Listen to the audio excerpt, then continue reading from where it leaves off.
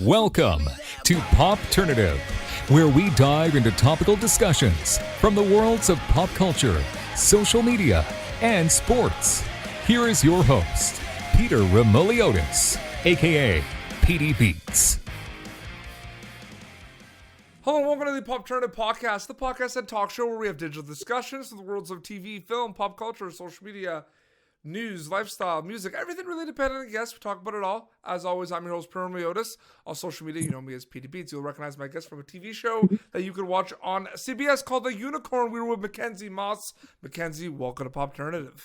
Thank you. I'm excited to be here. No problem. I mean, I just wanted to kind of know, when did you kind of decide that acting and storytelling was something that you want to do? Well, I knew from kind of a young age. I was like 4, actually. So my dad's in the business, and I mean, he just put me in like a little thing of his movie because I was like, oh, I want to be on camera, and I just loved it. And then they're like, oh, why don't you audition for stuff or whatever? And the first audition I auditioned for, I booked. So it was just like, okay, well, maybe she can have a shot at this. So, and then it just kept auditioning and stuff. Yeah. What do you like about it the most? Because I feel like there's a lot of things about being kind of a performer, an actor, a storyteller. But like, what do you kind of enjoy about it? Do you like the preparation? Do you like the seeing the final product when it's off screen? Like, what do you like about being an actor? Yeah, I love all of it, but I have to say, like, my favorite part is definitely being on set. And like, you know, I love like the whole thing when you get to set, you get the hair and makeup, get ready, you go to set, you rehearse, and you film it. And then also I love seeing the end product when it comes to screen. Mm-hmm. That's definitely my favorite part, is like the making of it, for sure. Absolutely. Now, one could also make an argument that you are, you know, a young up and coming storyteller. You're on the show on, you know, the CBS, The Unicorn, and you're on the show, which a lot of people are watching, and you know, it's one of those things where, you know, you said you've always wanted to act and everything, but how are you able to kind of, because you're still young and you're kind of learning every day, how are you able to balance the work stuff and then, you know, the life of being kind of, like I said, an upcoming storyteller, you know, still going to school and everything? Is that challenging for you to balance sometimes? Yeah, it's really hard, like finding like the right balance of like working and then being a normal kid, because I'm still growing, and you know, I should have like normal kid experiences and hang out with friends and stuff, but then sometimes my work, I'm like, oh, I'm sorry, I can't hang out with you, I'm filming.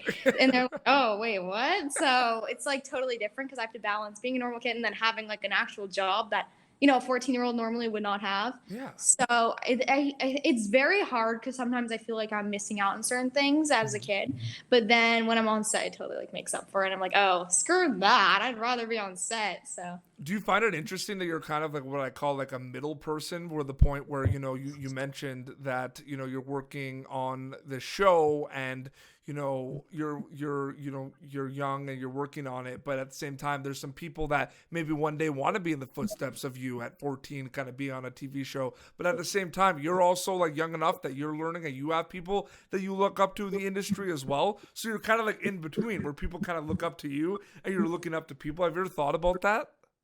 yeah, it's definitely, I mean, also that too, but also auditioning for roles. It's either like I'm too young to be auditioning for like older teenage stuff, like, but then I'm also too young to be auditioning for more of like a coming, like I'm too young for a coming of age type thing, and then I'm too old for like a 12-year-old, 11-year-old type thing. So it's like I'm totally in between. So right now it's like a totally weird age, because usually I'm like could go for any. I usually went younger, and then now I'm like all of a sudden growing, so it's like a totally different thing. Yeah, absolutely. So we're here also to talk about The Unicorn, which you star on CBS, which is, it's exciting. Talk a little bit about what people who haven't checked it out yet can expect from The Unicorn. Talk a little bit about your character, Makenzie. Yeah, I mean, you could expect a lot of heartfelt and also comedy. It's a good mix of that. Natalie is one of the 2 daughters of the unicorn, Wade, and she is more of a tomboy, and she is kind of growing up, also with like the whole dating aspect with Wade and everything. So it's I love playing the character. It's such a good character. What have been kind of learning experiences for yourself, kind of working on this show specifically? Like every day you're going to come on set, you're going to work on it, you're going to learn something new. What are some things that you've kind of learned and you could take with you in your kind of career as a storyteller? Yeah, I've taken, especially from this show, I learned a lot of improv at the Yeah. end of the scene. They usually ad lib a couple lines, and most of it is improv, and it's like what feels natural to you, which I'm so lucky to have. So I'm really working on those skills and also more comedic stuff. Yep. So that's it's really exciting, and everyone on set is great to learn from. Everyone's great. So. Oh, absolutely. I mean, this is a show where you're acting in the unicorn. But a lot of people in the entertainment industry, wear many hats. They do a lot of things. They, act, they write, they direct, they produce, they do a lot of different things. Are you kind of at that point where you're kind of maybe exploring and you want to maybe do like more stuff besides just acting, Makenzie? Oh yeah, for sure. I would love to produce or direct for sure. I'd really love to see like behind the scenes of like everything. I've gotten a couple opportunities, so I'm really excited about like the behind the scenes of everything. So I'd really love to do that when I'm older for sure. I feel like it's kind of it's kind of expected that a lot of people kind of have the interest to kind of like you go for a table read and you're probably like, oh man, like I want to maybe write something like this one day, or I want to kind of oversee. I feel like you're kind of gonna like end up in that position anyway, you know what I mean? Yeah. Which is interesting as well. We're talking about the acting, the work stuff. I mean, besides that, when you're not on set, I mean, when you're trying to, have a life where you have time for it, what are you kind of into? Are there any hobbies specifically that you're into besides acting that you have a big passion for? Yeah. I used to do competitive dance, so I'm into dance. I kind of stopped, but now I play tennis, sometimes. I mean, I get out as often as I can when I get breaks, to do stuff fun. Absolutely. Besides, something from working. So the dancing, that interests me actually, because dancing is like performing, that's storytelling. Like dancing is storytelling, right? What have you kind of noticed about, because there's also a lot of, TV shows and movies about dancing. They're everywhere. Is that a project that you're hoping to work on one day? Like a dance team? That'd be kind of cool. I think that would be so cool. It's mixing two of like my passions in one. I think that would be something fun. I haven't really got to dance in a couple years. I mean, like 2 years, I think, because it's just like when you're dancing, you're committed to it and you have to show up every day and you have to rehearse from like 5 hours. And I'm like, well, I'm working and dance. I'm going to be so tired, But for sure, that would be something I'd love to do. Absolutely. What has the reception been from your family and friends with Unicorn and CBS? What's that been like? Oh my God, I've had so much support from everyone. They all watch. They're like, I love your show, and they love it, like genuinely. So I have a great support team. So absolutely. In terms of the growth and the involvement of your character, because I feel like that kind of like happens naturally. What are we kind of seeing with your character now that maybe we haven't seen in previous episodes? Yeah, she's definitely growing into a young woman. It's really showing her whole, her span of emotions, and also her just becoming, a young adult. So I think it's a really cool age, especially, my age. It's like in between. You're not a kid, but you're not also an adult. So it's like, where do you stand, Kind of like the middle person thing I was talking about before. Do you kind of find it interesting too that you look at, the cast of the Unicorn, like when it first came out, like the cast is amazing. There are people on that show that have been on some of my favorite shows and some of my favorite movies in the past. You know what I mean? Do you find you have kind of an opportunity to kind of pick the brains of some of your cast members that are very seasoned and kind of like what are some of the advice that some of them have given you? Oh, I have gotten great advice, especially from Walton. He has given me great, just really connect your emotions into like your scene and base it off of something that has happened in your life to make it so raw and real. And I've just gotten so many great points from him. And he really cares about us, and he really works on the scenes and just everything to make it better. He would help us. So he's great. Absolutely. What do you kind of enjoy about working in the genre of comedy? And is there other genres that you hope you can work in that you haven't had a chance to work in afterwards, Makenzie? I love doing comedy. It's something, it's one of my strong suits, so I'm good at that. I grew up doing more drama stuff, so I love doing drama. I love doing sci-fi stuff. I feel like I'm open to anything.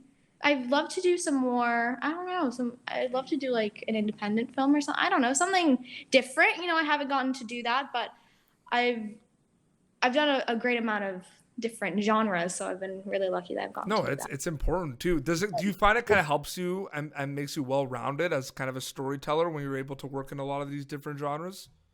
Oh, yeah, for sure.